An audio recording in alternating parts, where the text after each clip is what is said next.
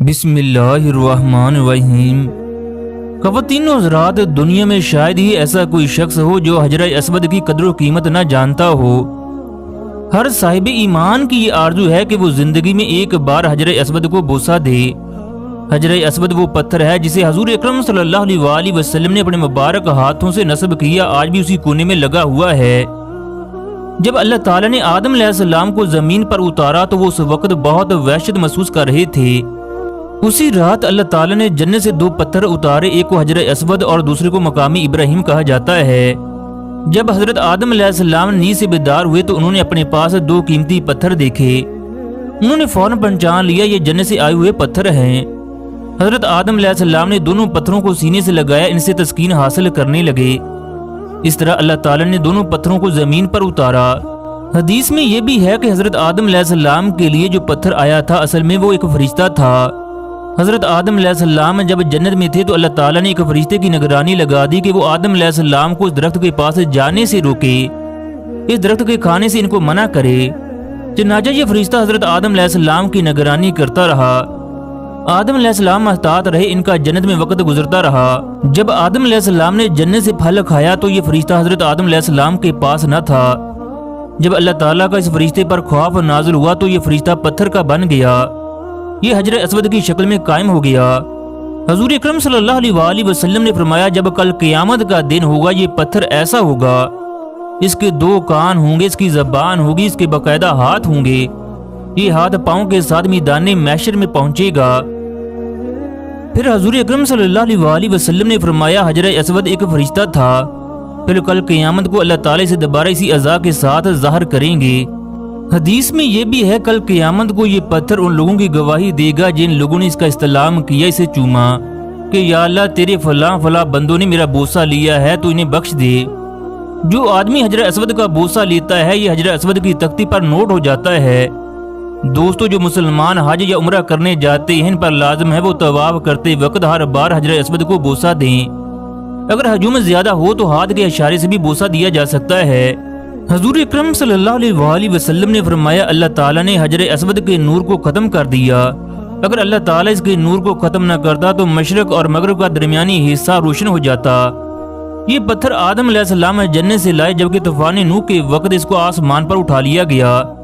یہ بھی کہا جاتا ہے کہ اللہ تعالیٰ نے اس پتھر کو جبل ابو قبیس میں امانت کے طور پر رکھ دیا۔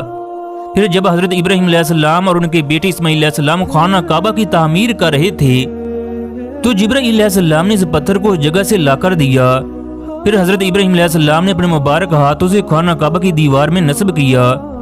جب حضور اکرم صلی اللہ علیہ وآلہ وسلم کی عمر 35 سال ہوئی، سیلاب کی وجہ سے کعبہ کی عمارت کو نقصان پہنچا تو اہل قریش نے کعبہ کی دوبارہ تعمیر کی۔ جب حجر اسود رکھنے کا مسئلہ آیا تو مکہ کے قبائل میں جھگڑا ہو گیا۔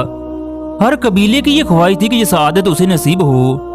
حضور اکرم صلی اللہ علیہ وآلہ وسلم نے اس جھگڑے کو ختم کرنے کے لیے یہ طریقہ بتایا کہ حجر اسود کو ایک چادر پر رکھا جائے۔ مکہ کے تمام سرداروں کو کہا وہ چادر کے کونے پکڑیں، پھر آپ صلی اللہ علیہ وآلہ وسلم نے فرمایا چادر کو اٹھائیں۔ سب نے مل کر چادر کو اٹھایا، پھر اس مقام تک لے کر گئے جہاں اس چادر کو رکھا جانا تھا۔ پھر حضور اکرم صلی اللہ علیہ وآلہ وسلم نے اپنے مبارک ہاتھوں سے پتھر کو دیوار کعبہ میں نصب کر دیا۔ حضور اکرم صلی اللہ علیہ وآلہ وسلم نے فرمایا جب حجر اسود جنت سے آیا تو یہ دودھ سے بھی زیادہ سفید تھا، اسے بنو آدم کے گناہوں نے سیاہ کر دیا۔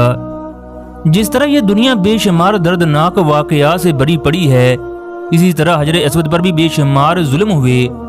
حجر اسود کو 6 مرتبہ چوری یا توڑنے کی کوشش کی گئی۔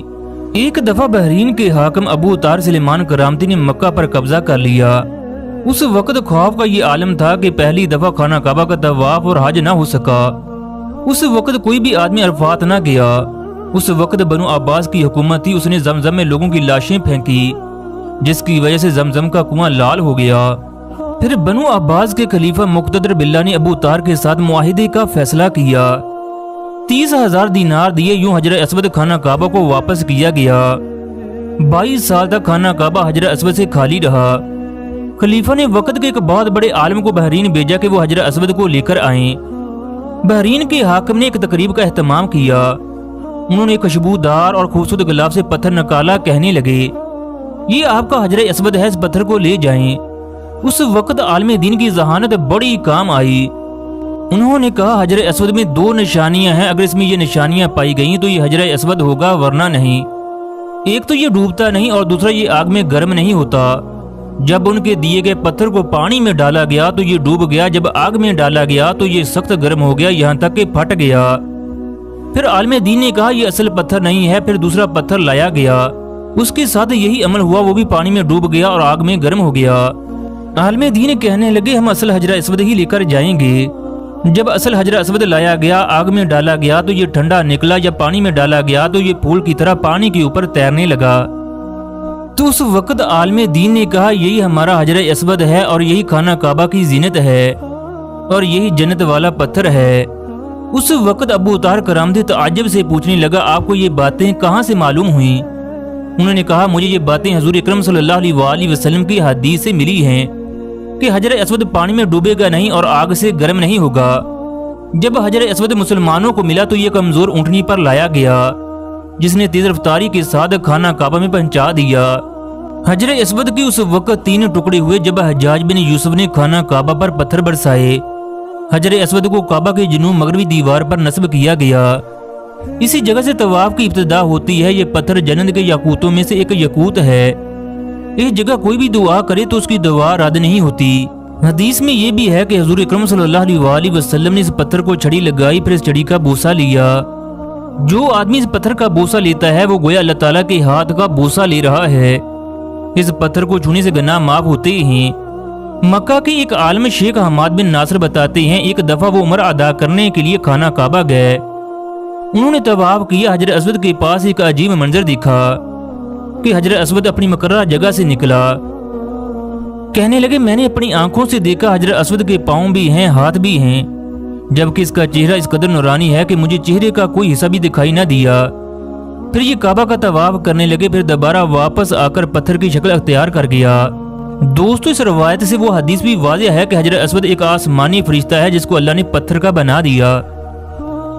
دوستو خانہ کعبہ کی ہر چیز مقدس اور بابرکت ہے، چاہے وہ خانہ کعبہ کا پرنالہ ہو یا خانہ کعبہ کا دروازہ ہو یا مقام جبرائیل ہو یا وہ جگہ جہاں حضور اکرم صلی اللہ علیہ وآلہ وسلم امامت کرواتے تھے یا رکن یمانی جہاں حضور اکرم صلی اللہ علیہ وآلہ وسلم استلام کیا کرتے تھے۔ حجر اسود اور رکن یمانی کے درمیان حضور اکرم صلی اللہ علیہ وآلہ وسلم دعا کیا کرتے تھے۔ یہ وہ جگہ ہے جہاں ہر دعا قبول ہوتی ہے۔ ان لوگوں کی دعا بھی بہت جلد قبول ہوتی ہے جن کی پہلی نظر خانہ کعبہ پر پڑے اور ان کے دل سے دعا نکلے۔ طواف شروع کرتے وقت جب ہاتھ کھڑے کر کے حجر اسود کا استلام کیا جاتا ہے اس وقت بھی ہر دعا قبول ہوتی ہے۔ اللہ تعالیٰ تمام میرے دیکھنے والوں کو یہاں کی زیارت نصیب فرمائے۔